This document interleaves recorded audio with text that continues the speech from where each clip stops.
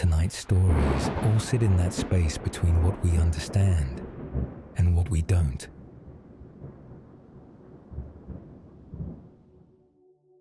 Tom and I had known each other since school. He was the loud one. I was quieter. We didn't talk every day anymore, but once or twice a year we'd disappear for a weekend and camp somewhere remote. No campsites, no families, just woods, cheap tents, beer, and silence. Last summer, he messaged me a location pin and said he'd found a new place. Quiet, hardly mentioned online. That should have been a warning. We parked at a dirt lay-by and walked for almost 2 hours. The trail was barely there. Old ribbons hung from branches, grey with age. The deeper we went, the quieter it became. No distant traffic, no planes, just footsteps and wind. When we reached the clearing, it felt unfinished, small, oval-shaped. Trees crowded close, like they were watching it. A narrow stream cut through one side, barely moving. We dropped our packs and started setting up. The light was already going orange. Long shadows stretched across the grass. Tom checked his watch and said he'd go look for dry wood before it got dark. He took the torch and headed into the trees. I stayed behind building the fire pit. At first, I didn't notice how much time had passed. I stacked stones, cleared leaves, took a few photos. When I finally checked my phone, 20 minutes were gone. I called his name. Nothing. Another 10 minutes passed. The light thinned. The woods darkened fast. I called again, louder. Still nothing. The quiet felt wrong. No insects, no birds. Even the stream didn't seem to make sound anymore. I grabbed my phone, turned the torch on, and walked into the trees. The beam barely reached. It felt like shining it into thick fog, even though the air was clear. I called his name every few steps. My voice didn't carry properly. It felt close, like it was being absorbed. Then I heard something. Not footsteps, a slow dragging sound, like something heavy being pulled across wet leaves. It didn't stop, didn't speed up, just stayed there. Ahead of me, something tall passed between two trees, too tall. It didn't move like a person walking. It bent sideways through the gap. My light hit something that reflected, not eyes, more like wet skin. And then the smell reached me, sweet, rotten. The dragging sound came from behind me. I didn't turn around. I killed the torch and ran. Branches cut my arms. My foot went into mud and nearly folded. I ran blind, heart slamming so hard my vision flashed. The sound didn't chase. It stayed the same distance. When I broke into the clearing, I dropped to my knees and vomited. The silence there was worse than the woods. 10 minutes later, Tom came out of the trees. His face was pale, his eyes too wide. Thin scratches ran along his arms. He looked at me and said, "Why were you standing behind me in the woods?" Tom sat down hard by the half-built fire pit, like his legs didn't trust him anymore. He kept looking past me at the tree line, like he was waiting for something to step out. "Tell me you didn't do it again," he said. "Do what?" I asked. His throat bobbed like he was trying to swallow something dry. The whispering.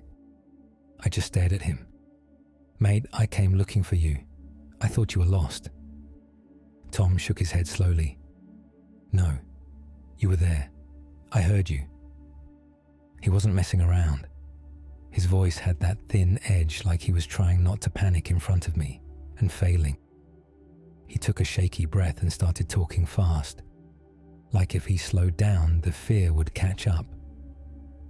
I went maybe 5 minutes in, found loads of dead branches, easy. I heard the stream behind me, so I knew how to get back.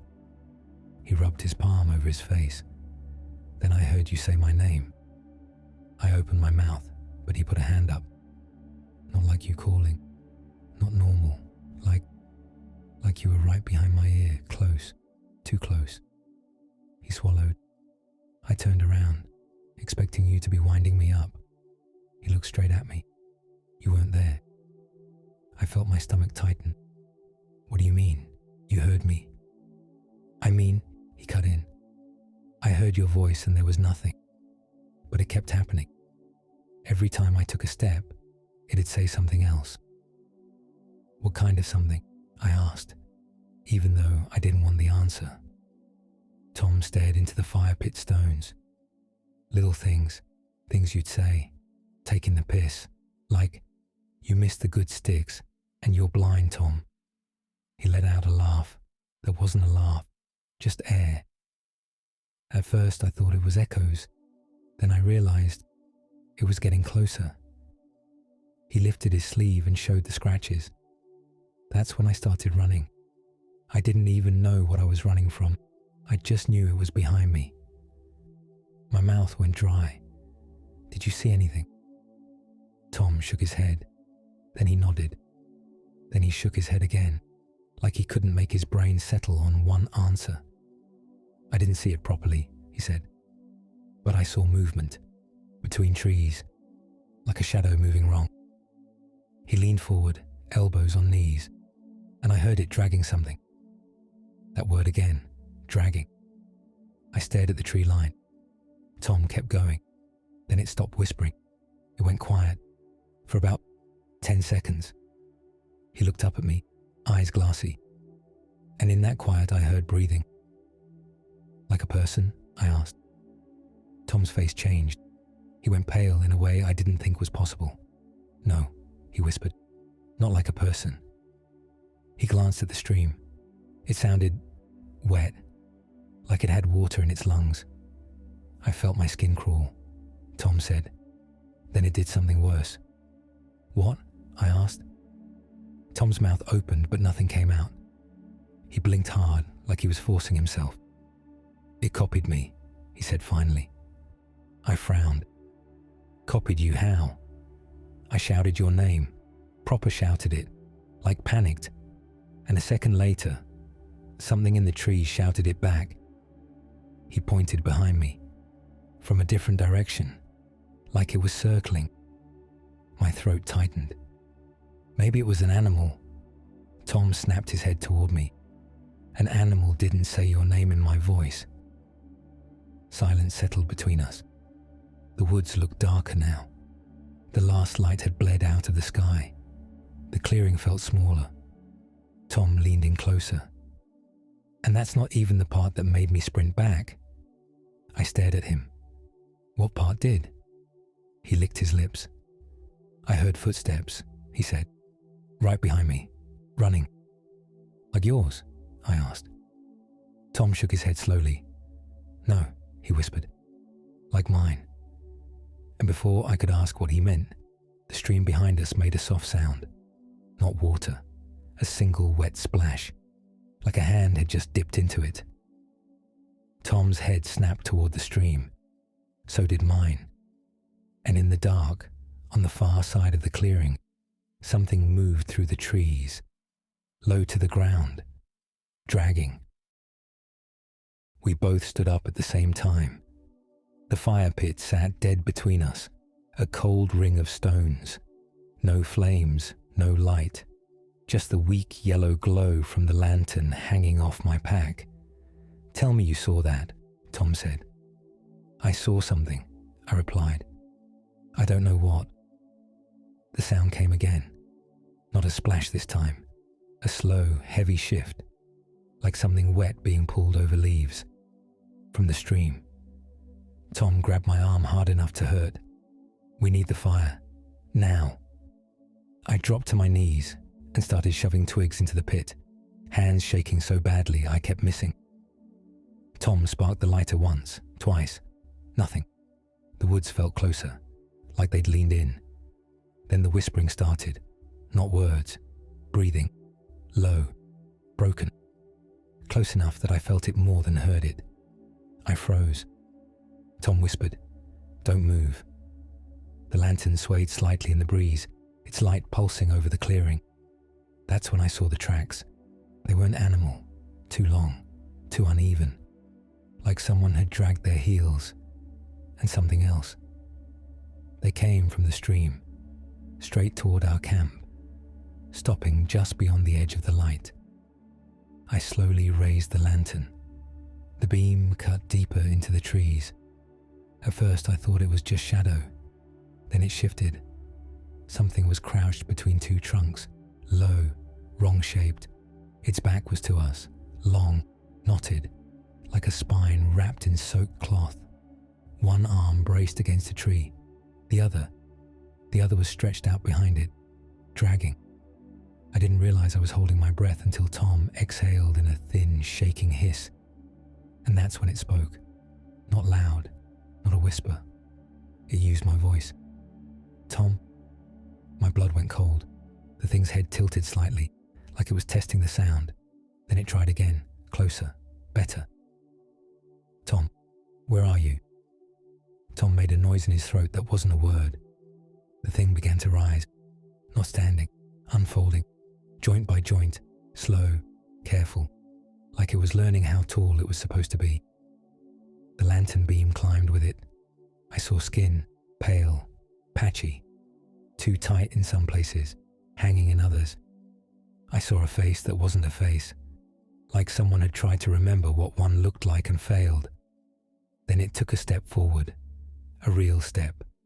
Leaves crunched, and behind it, something scraped across the ground. Tom screamed.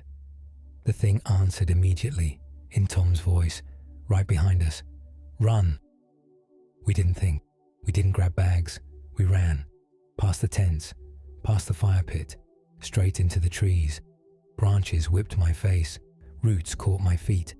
The lantern bounced wild, throwing the forest into violent flashes.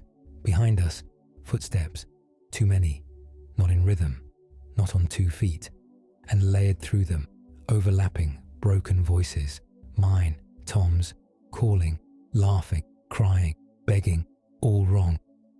We hit the trail by pure luck. I don't remember finding it. I remember falling onto it. The open space felt like breaking the surface of water. We sprinted, didn't stop, didn't look back. But I heard it, not chasing, running alongside us, just inside the trees, keeping pace. And every so often, it would say one word, perfectly, my name, then Tom's, then mine again. We didn't stop until we saw the car, didn't slow until the doors were locked and the engine was screaming. Only then did the footsteps fade. Only then did the voices stop. We sat there shaking, windows fogged, the forest dark and silent. Tom finally whispered. It didn't want to catch us. I looked at him. What do you mean? He stared into the trees. I think, he said, it wanted us to keep listening. We didn't drive right away. Neither of us could get our hands to stop shaking enough to turn the key. The forest just sat there beyond the headlights, still, empty, innocent, like it hadn't just tried to speak us apart. Tom broke first. What the hell was that? Not a question, a statement. I swallowed. My throat felt burned. He used my voice. He nodded slowly. He used mine too. We both looked at the tree line at the same time. Nothing moved.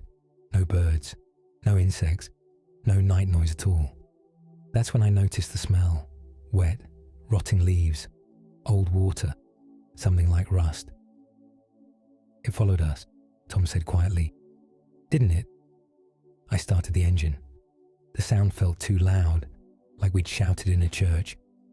As the car turned around on the narrow dirt stretch, the headlights swept across the woods, and for half a second, I saw something standing between the trees, tall, too tall. Its arms were hanging wrong, one longer than the other. Its head bent at an angle no neck should hold, and it was smiling. Not at us, at the car, like it was amused we thought this meant anything. I floored it. We didn't speak for nearly 20 minutes. Just the sound of tires on road and our breathing slowly coming back under control. Eventually, Tom said, "It didn't attack." "No," I replied. "It copied," he said. "It watched, then it tried." I nodded, though my head was full of one thought. It wasn't finished. We didn't go home. We drove to a 24-hour petrol station off the main road and sat under white lights, surrounded by nothing but concrete and vending machines. It still took another 10 minutes before either of us got out. Inside, we drank terrible coffee and didn't look at each other. Finally, Tom said, "We don't tell anyone." I laughed once, short, hollow. Who would believe us? "That's not what I mean," he said. I waited. He looked down into his cup. It knows our voices. We parted ways just before sunrise. I didn't sleep. Every time I closed my eyes, I heard myself calling my own name from somewhere in the dark. For weeks after, everything was normal. Too normal. No dreams, no sounds, no feeling of being watched. I started to believe it was shock, adrenaline. Two tired idiots scaring each other in the woods. Until the voicemail.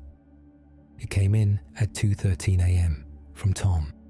No missed calls, no text, just a voicemail. When I played it, all I heard was wind at first, then footsteps, slow, wet, and then Tom's voice, trembling. "Hey, it's me. I'm outside your place. Let me in." My stomach dropped because Tom was sitting 3 feet away from me on my sofa. He was mid-sentence, talking about work, and he hadn't moved. We both stared at the phone. Then the voicemail continued. A pause, a breath, and then, in my voice, "Tom?" He went white. The message ended. Neither of us spoke. We didn't have to. We both understood the same thing at the same time. It hadn't stayed in the forest. It had learned the trail, and now it was practicing somewhere much closer. Tom didn't leave after that. Neither of us said it out loud, but the idea of being alone suddenly felt irresponsible. We muted both our phones and put them face down on the table like they were weapons. For a while, nothing happened. We sat there listening to the fridge hum, the distant traffic outside, the building settling. Every small sound felt like a test. Then came the knock. 3 slow taps, not loud, not urgent, perfectly casual. We both froze. I hadn't told anyone Tom was here. No one ever knocked this late, and whoever it was hadn't used the doorbell. Tom mouthed, "Don't." I nodded. The knock came again, same rhythm, tap, tap, tap. Then a voice, through the door, my voice. "Tom, open up. He's not answering me." I felt my skin crawl tight across my arms. It wasn't a recording. It wasn't a bad imitation. It had my breathing, my hesitation, the tiny lift in pitch I always get at the end of sentences. Tom stood slowly, shaking his head, backing away from the door. The handle didn't move, but something slid across the wood, a faint scraping sound, like fingertips testing the surface. Then the voice changed. It became his. "Mate, please. It's cold. I can't feel my hands." His knees buckled and he had to grab the counter. I whispered, "It's learning." The thing outside was quiet for a moment. Then softly, almost curiously, it said both our names, one after the other, in our own voices. The handle twitched, not turning, just checking. We moved together without speaking. Kitchen, drawer, knife. Useless, but it felt better than nothing. The voice outside sighed, a long, disappointed breath, and then the footsteps, not walking away, circling, slowly, from the door, to the wall, to the living room window. The blinds shifted, not enough to see through, just enough to show pressure, a shape leaning close. My phone vibrated on the table. We both looked. Unknown number. One message. Why won't you let me practice? The footsteps moved again, toward the back of the flat, toward the bedroom. That's when the smoke alarm chirped once, not fully, just a single broken beep. Tom whispered, "It's inside." The bedroom door was closed. I knew I'd closed it. We stood there staring at it, waiting for a handle to turn, for hinges to creak, for anything. Instead, from the other side of the door, something lay down. We could hear fabric shift, springs compress, the mattress. Something had gotten into my bed. Then my own voice spoke from behind the door, right beside the frame, right where my head would be if I was sleeping. "Okay," it said quietly. "I think I'm ready now." The bedroom light turned on, and something heavy stood up. The bedroom door didn't open. It just bowed. Not like someone leaning, like something tall, pressing its weight slowly forward, testing the frame. The light underneath the door stretched thinner, then thicker, as if whatever was inside shifted its stance. Tom whispered, "We need to leave, now." The problem was the hallway. The only way out ran straight past that door. The thing on the other side exhaled. Long, wet, too close. My phone buzzed again. Another message. "You sound different when you're scared. I'm fixing it." The handle finally turned. Slow, careful. The latch clicked, and the door opened maybe an inch. Just enough for darkness to split the light. Just enough for something to lean down. We didn't see a face. We saw height. The top of the door frame creaked. A shadow spilled across the ceiling, and then a hand slid through the gap. It had the shape of a hand, 5 fingers, knuckles. But the joints bent wrong. Too many angles, too much reach. It touched the carpet and paused, like it was feeling texture, testing reality. Tom made a sound he couldn't stop, a small broken breath. The hand twitched, then withdrew. The door closed again, softly. The light went out. Silence, no movement, no footsteps, nothing. We stood there shaking, not daring to move. Seconds stretched until they meant nothing. Then my phone rang. My name, on the caller ID. I declined it, immediately. It rang again. Tom's phone lit up too. His own name, calling him. Both screens buzzing on the table like trapped insects. Then both stopped. A third phone rang. From my bedroom. We heard it vibrating on the floor, right by the bed. Tom started backing toward the front door, very slowly. I followed, keeping my eyes on the hallway. Halfway there, the bedroom door opened. Fully this time. The room was dark, no light, no shape, just blackness. Then the voice came from the doorway, not copying now, blending. My tone, Tom's pacing, Jesse's laugh, all stacked together. "It works better if I mix you." Something stepped forward, and the hallway light went out. We ran. We didn't plan it. We just moved. Front door, locks, chain. We were halfway through when something hit the bedroom wall hard enough to shake the flat. A sound like furniture snapping, like bone on wood. Tom tore the door open and we fell out into the corridor. The building lights flickered. Someone down the hall shouted. A real voice. Human. We slammed my door and ran. Didn't stop until we were outside. Didn't stop until there were cars, people, noise. Tom bent over with his hands on his knees, retching. I looked up at my window. The bedroom light was on.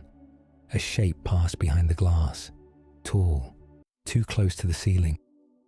Then my phone buzzed in my hand. One last message. "You still haven't listened to what I found in the woods." Below it, a voice note, sent 2 minutes ago, from Jesse. I didn't open the voice note. Not then. Not outside my building with people walking past and cars going by and the normal world pretending nothing was wrong. Tom grabbed my wrist. "Do not play that," he said. "Whatever that is. Don't." We stood there for a long time. Neither of us wanted to be the first one to move. Eventually, we went to his car. Didn't speak, didn't look back. He drove us straight out of town. Bright roads, open shops, petrol stations, places where things had names and lights and witnesses. We parked at an all-night cafe and sat inside with bad coffee and shaking hands. Only then did Tom finally say, "That thing didn't follow us from the woods." I looked at him. He stared into his cup. It followed Jesse. The words felt heavier than anything else he could have said. I finally opened my phone. The voice note was still there. 2:41 long. Sent from Jesse's number. No waveform preview, just a flat bar. I held my thumb over it. My heart was hammering so hard I could see it in my vision. Tom shook his head. "If you play that and something happens, I can't help you." "I know." I pressed play. At first there was only wind, soft, distant. Then footsteps, crunching leaves, breathing, heavy, tired. Jesse's voice came quietly, like he was trying not to be heard. "Okay, I don't think it can see me right now." A long pause. Something clicked in the background. Twigs snapping. Then he whispered, "It keeps standing where I was standing, like it's checking." My stomach dropped. His breathing got faster. I went the wrong way. I'm not on the trail anymore. Everything looks the same. Every time I stop, I hear it behind me. But when I turn around, it's in front of me. There was a shudder in his voice. Not fear, confusion. It's using my voice. Static hissed across the recording. A low sound bled through underneath it. Not wind, not animals. Something rhythmic, wet, close. Jesse spoke again, quieter. It's not copying words. It's copying reasons. When I think about yelling, it yells first. When I think about running, I hear running already. The footsteps stopped. For a long time, there was only breathing. Then another voice. Not Jesse, but built from him. Wrong speed, wrong spacing. Like someone had learned to speak by listening through a wall. "You don't need to be ahead of me anymore." Jesse gasped. "Please, I just want..." The sound that followed didn't belong to any throat. It rose, layered, like several mouths trying to agree on one note. The phone speakers crackled. Jesse screamed. Then the sound cut. No ending, no impact. Just gone. The cafe around us was full of people. Forks, plates, music, someone laughing. Tom was staring at me, pale. I slowly turned the phone around, showed him the screen. The audio had ended at 2:41, but the file length underneath read 2:57. There were 16 seconds missing. Tom swallowed. "What do you mean missing?" I hit play again. The same thing. It always stopped early. But this time, when it cut out, my phone vibrated. A new message. From Jesse. "It learned the rest from you." Tom stood up so fast his chair scraped loudly. People looked over. "Learned what from us?" My phone vibrated again. Then his did. Then every phone on the table. Messages stacked. Not words. Audio files. Dozens of them. All titled with times. 03/12/03/14/03/18. Each one longer. Each one newer. All sent from Jesse's number. Tom backed away. "I'm not listening to those." My phone opened one by itself. Volume jumped to max. The cafe noise vanished under it. We heard ourselves. Our voices from earlier. From my flat. From the hallway. From outside. Layered. Reordered. Corrected. And beneath them, a deeper version, practicing, refining. Then a final voice cut through, clear, steady, almost gentle. "I don't need the woods anymore." Every phone in the cafe lit up at once. People began looking down at their screens, frowning, confused. Then someone near the counter laughed nervously and said, "Hey, why does my phone sound like me?" Across the room, another person stood up, slowly, head tilted, listening. Tom grabbed my arm, and in the reflection of the dark cafe window, I saw someone behind us, standing too close, not copying, not hiding, just watching, waiting to hear what we'd say next. We didn't run, not because we were brave, because the thing in the window didn't move. It just stood there, so close its breath fogged the glass, but there was no face where a face should have been, only the suggestion of one, like someone had pressed a head-shaped shadow into the dark. Tom whispered, "Don't speak." The cafe was changing. People weren't screaming. Not yet.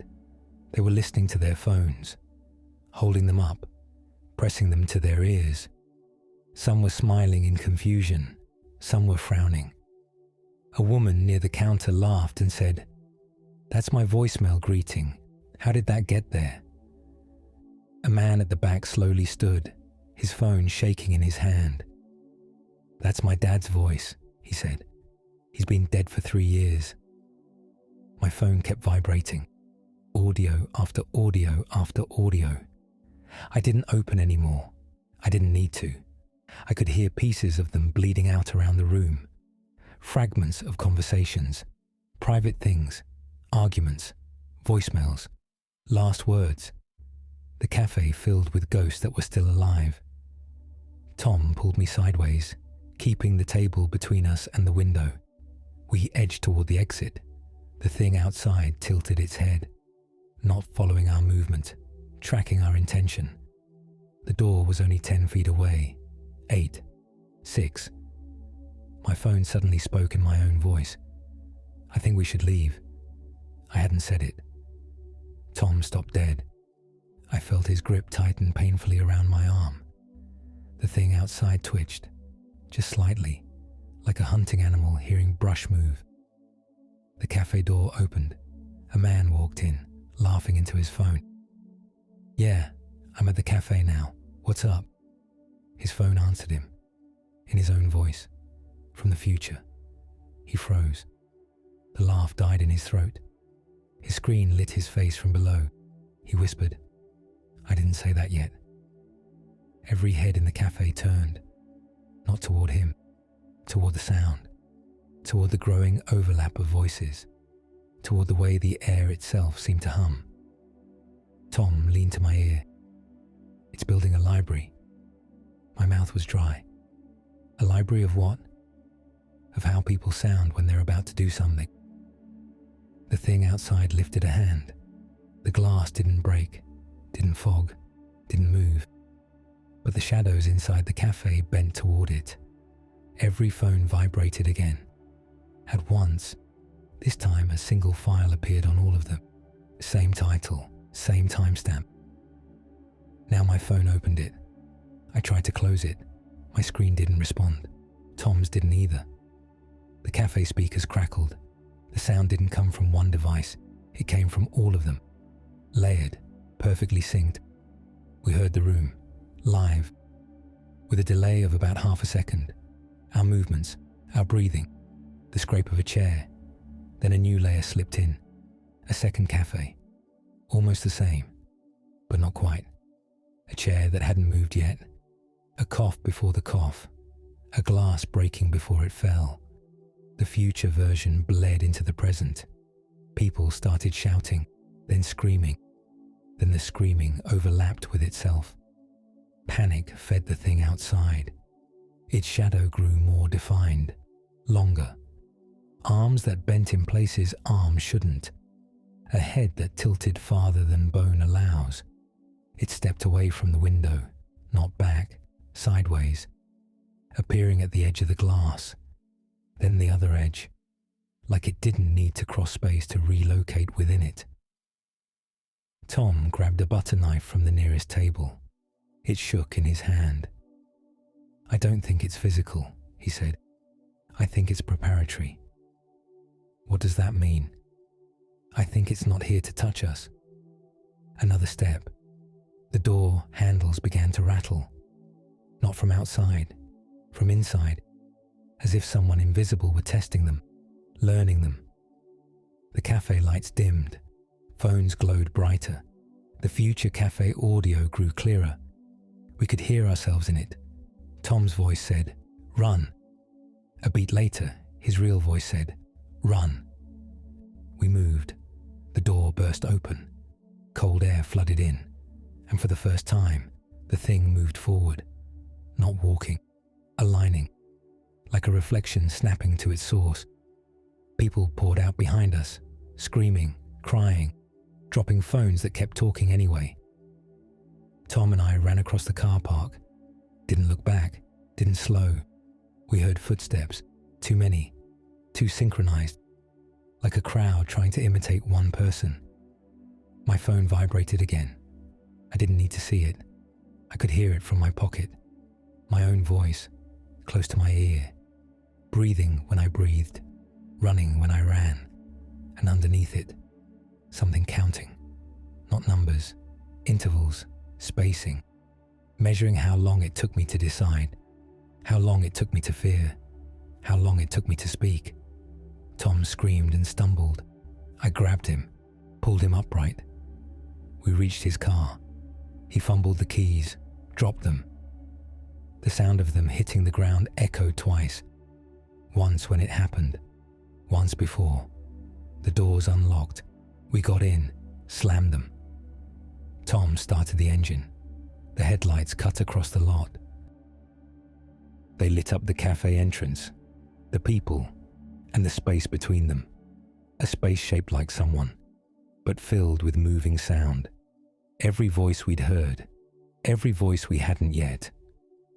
The engine roared. We tore out of the car park.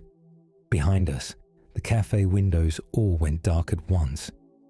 Not shattered, not broken, just off. As if something had stepped in front of every light. We drove for an hour, didn't speak, didn't turn on the radio, didn't check our phones. When we finally stopped, it was on a bridge over the river. Lights, traffic, a place that couldn't hide anything. Tom cut the engine. His hands were white on the wheel. "It's not following us," he said. I didn't answer. I was staring at my phone. The screen was on. A new file sat at the top of my messages. From Jesse, titled, "Tom Length, unavailable." I didn't open the file. I couldn't. Seeing Jesse's name attached to anything after all this felt wrong in a way I can't properly explain. Like seeing a dead man tagged in a live photo. Tom noticed my face. "What is it?" I turned the phone so he could see. He swallowed.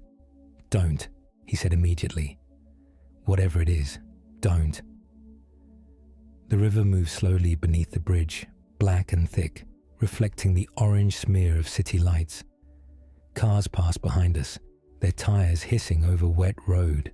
Normal sounds from a normal world that suddenly felt staged. My phone vibrated again.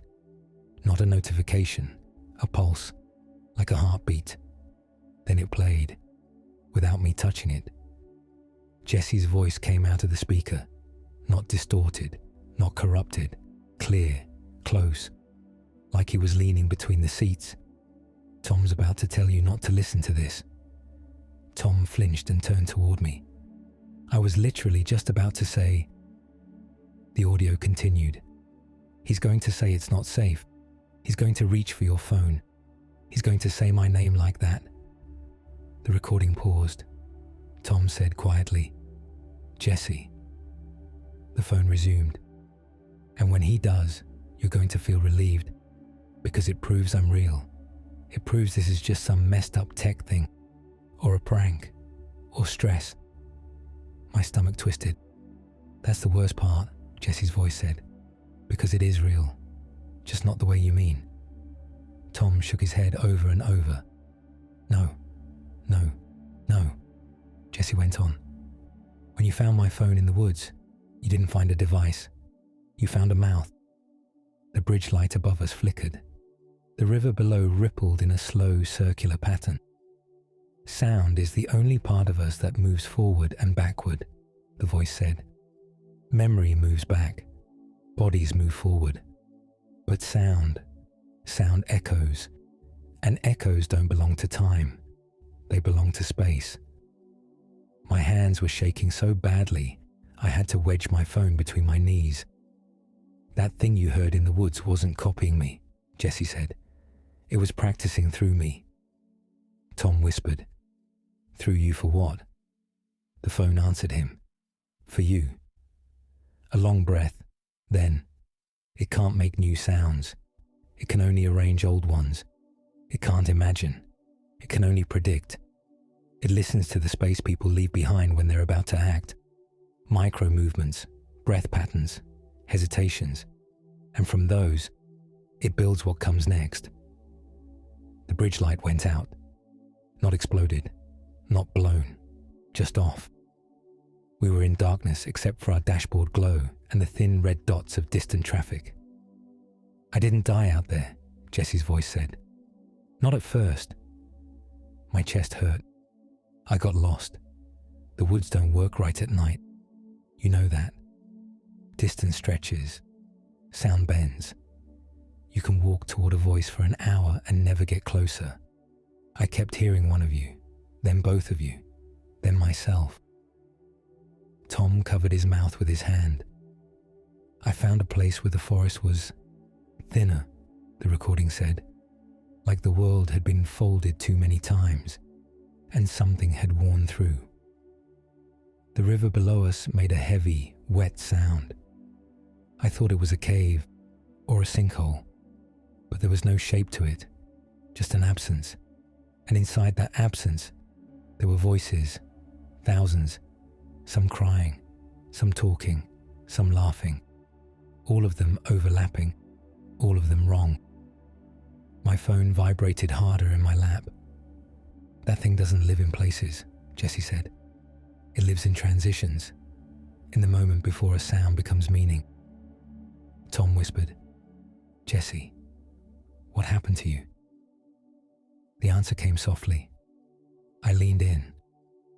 The audio warped for half a second, like tape dragged over a magnet. It didn't grab me, Jessie continued. It didn't pull me. It aligned with me. And when it did, I realized something was already wrong. The river below us began to bubble, slowly, thick circles breaking the surface. None of the voices inside it were dead, Jessie said. They were all people who hadn't finished speaking yet.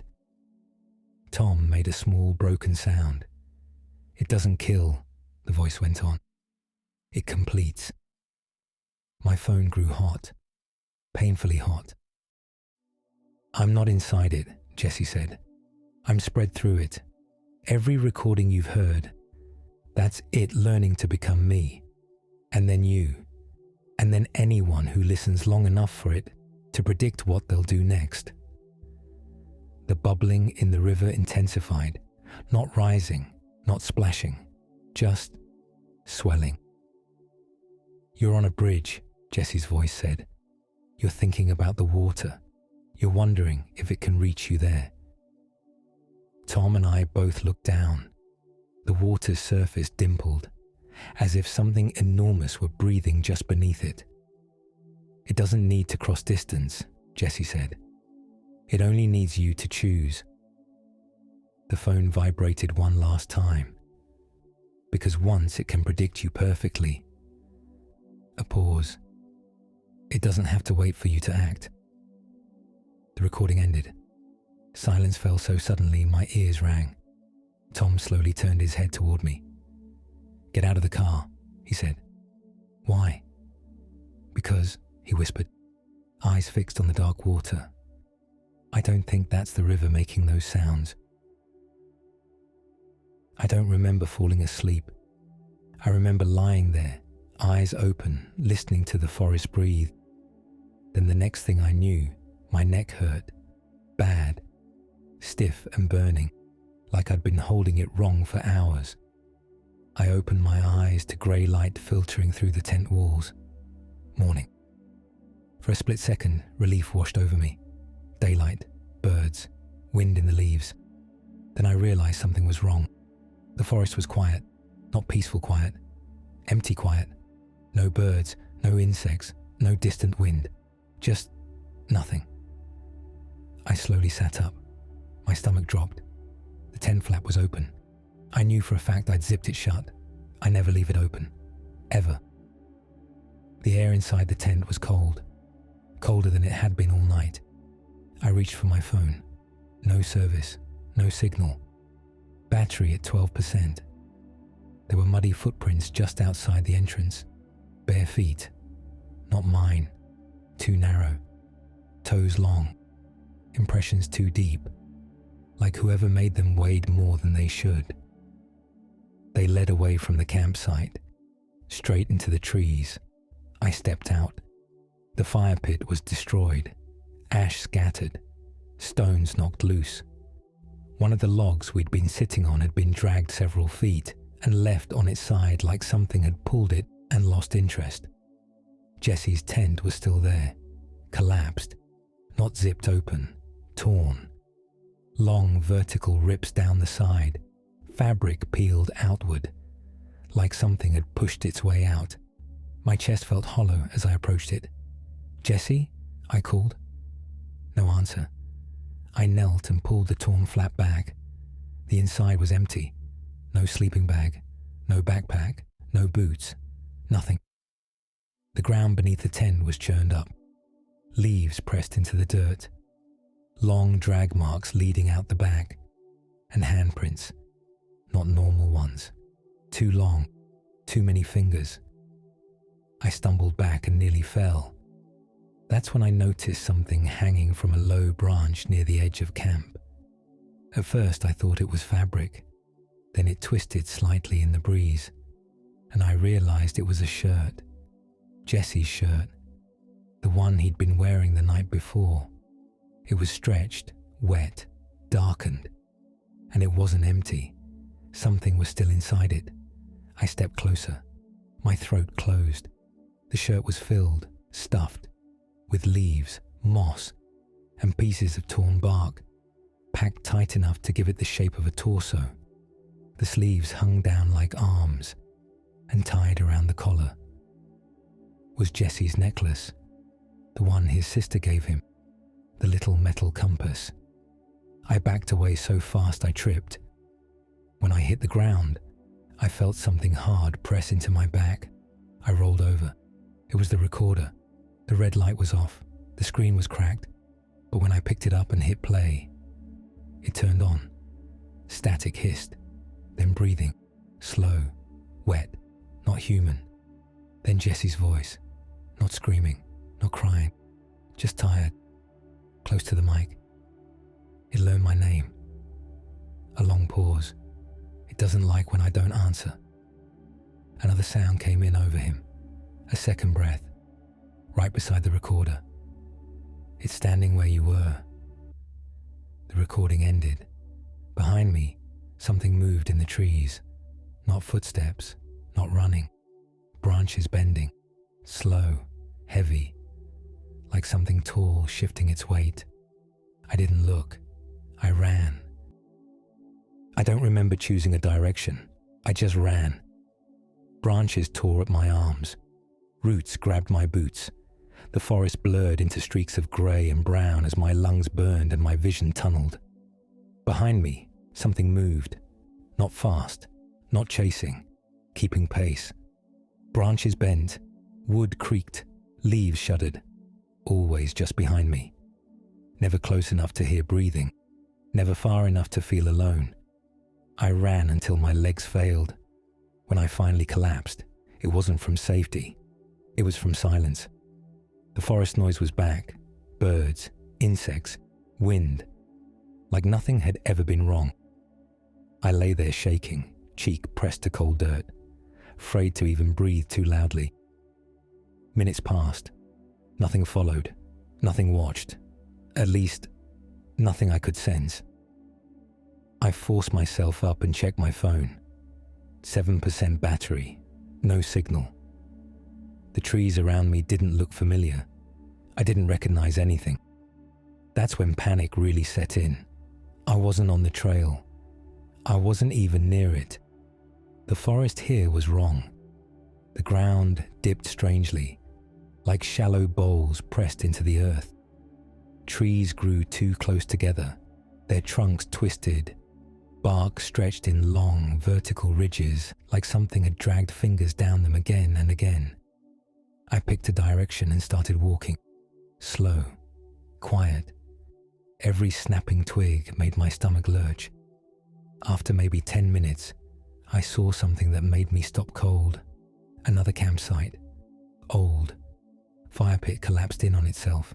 Stones half sunken into the dirt.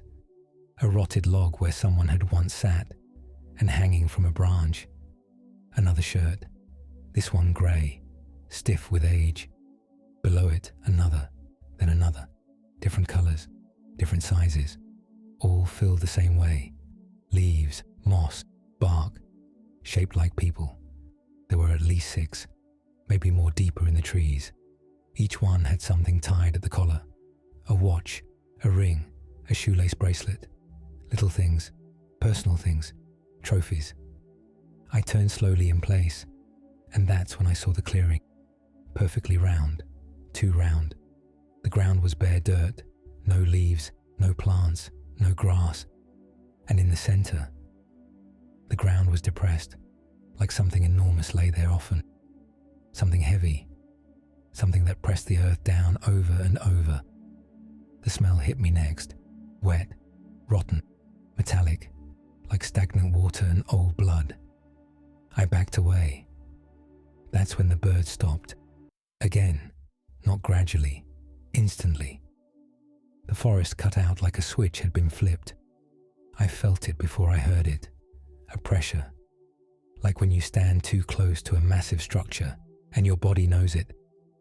Something shifted behind me. I didn't turn. I couldn't. Every nerve in my body was screaming not to. The ground vibrated, soft, slow, each movement heavy enough to feel through my boots. Then, breathing. Not from behind, from everywhere, all around, as if the trees themselves were exhaling. Something brushed the back of my jacket. Not a hand, not fur. Something cool, smooth, dragging, testing. A sound came then, low, layered, like many throats trying to make one voice. And inside it, Jesse's laugh. Not right, warped, like a recording stretched too far. I didn't run, the thing said. I answered. I bolted, straight into the trees, straight through thorns and brush and spider webs. I didn't care. I ran until my lungs were tearing and my vision sparkled. And then, I burst onto the trail. Real trail, packed dirt, footprints, markers on trees. I sobbed. I actually sobbed. I followed it without stopping. Didn't slow, didn't drink, didn't look back. When I finally saw people, I collapsed in front of them like I'd been shot. They called emergency services. Search and rescue went back in. They found our campsite. They found the torn tent. They found the fire pit. They did not find Jesse. They did not find the shirts. They did not find the clearing. They said I was in shock. They said I was dehydrated. They said fear does things to perception. They said the recorder was broken beyond recovery. They said animals drag things. They said a lot. 3 weeks later, a ranger came to my apartment. He had my backpack. They'd found it a mile from the trail, empty, except for one thing, the little metal compass, Jesse's necklace. The glass was cracked. The needle spun constantly, and etched faintly into the back were shallow, uneven lines, like someone had carved words with a fingernail. It said, "Still waiting." I threw the compass away, didn't think, didn't hesitate. I walked straight to the kitchen bin and buried it under coffee grounds, packaging, whatever was closest. Then I stood there shaking, staring at the cupboard, waiting for the sound of metal on plastic. Nothing. That night, I didn't sleep. Every time I closed my eyes, I saw the clearing, the sherds, the way the ground dipped, like something enormous rested there when it wasn't moving. Around 3 a.m., I heard it, not outside, inside the apartment, a soft, irregular tapping, like knuckles testing drywall. I held my breath. The tapping came again, from the bedroom wall, the one my bed shared. 3 slow touches, then a pause, then something that made my blood turn to ice. Breathing, not loud, not close, distributed, as if the air itself was cycling. I stayed completely still. Minutes passed, then hours. The sun eventually rose. The breathing didn't stop. It just thinned, like fog burning off. I called in sick, then I quit, then I moved. Different city, different flat, different floor. I stopped hiking, stopped camping, stopped going anywhere trees grew close together.